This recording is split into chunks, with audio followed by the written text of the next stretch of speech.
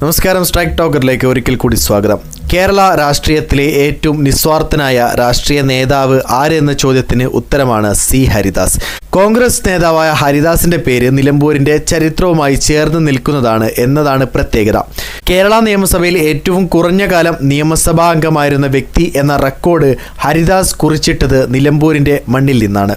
MLA ആയി 10-ാം ദിവസം പ്രിയപ്പെട്ട രാഷ്ട്രീയ സുഹൃത്തിന് വേണ്ടി ആ സ്ഥാനം രാജിവെക്കാൻ ഒരാൾ തയ്യാറാവുക, പിന്നീട് ഒരിക്കലും MLA ആവാതിരിക്കുക, അങ്ങനെ ഒരു ചരിത്രം കേരളത്തിൽ അവകാശപ്പെടാൻ ഒരാൾക്കേ കഴിയൂ, സി ഹരിദാസിന്.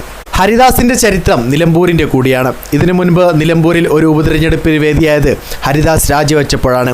1980-ൽ AK ആന്റണിയുടെ നേതൃത്വത്തിലുള്ള ഒരു വിഭാഗം ഇടതുമുന്നണിക്കൊപ്പം നിന്ന് തെരഞ്ഞെടുപ്പിന് നേരിട്ട കാലം. പൊന്നാനിയിൽ നിന്ന് ലോക്സഭയിലേക്ക് മത്സരിക്കാൻ ആര്യാടൻ മുഹമ്മദ് പത്രിക നൽകിയ ശേഷമാണ് നിയമസഭാ തെരഞ്ഞെടുപ്പ്. നിലമ്പൂരിൽ വിശ്വസ്തനായ സി ഹരിദാസിനെ ആര്യാടൻ സ്ഥാനാർത്ഥിയാക്കി. TK ഹംസയെ 6500 വോട്ടിന് പരാജയപ്പെടുത്തി ഹരിദാസ് വിജയിച്ചു കയറി.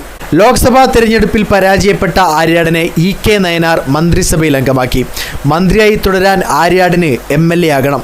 ഹരിദാസ് മടിച്ചില്ല. സത്യപ്രതിജ്ഞ ചെയ്ത് 10-ാം ദിവസം 1980 ഫെബ്രുവരി 25-ന് രാജിവെച്ചു. ആര്യാടൻ നിലമ്പൂരിൽ നിന്ന് വിജയിച്ചു കയറി മന്ത്രിക്കുപ്പായം ഉറപ്പിച്ചു നിർത്തി. ഹരിദാസിനെ രാജ്യസഭാംഗമാക്കി ഒരു പരിധിവരെ കടം വീട്ടിയെങ്കിലും ആ സ്ഥാനത്യാഗത്തോളം വരില്ല അതൊന്നും. പ്രിയ സുഹൃത്തിൻ്റെ മകൻ മറ്റൊരു ഉപതെരഞ്ഞെടുപ്പിനെ നേരിടുമ്പോൾ വിജയത്തിൽ ഹരിദാസിന് സംശയമില്ല.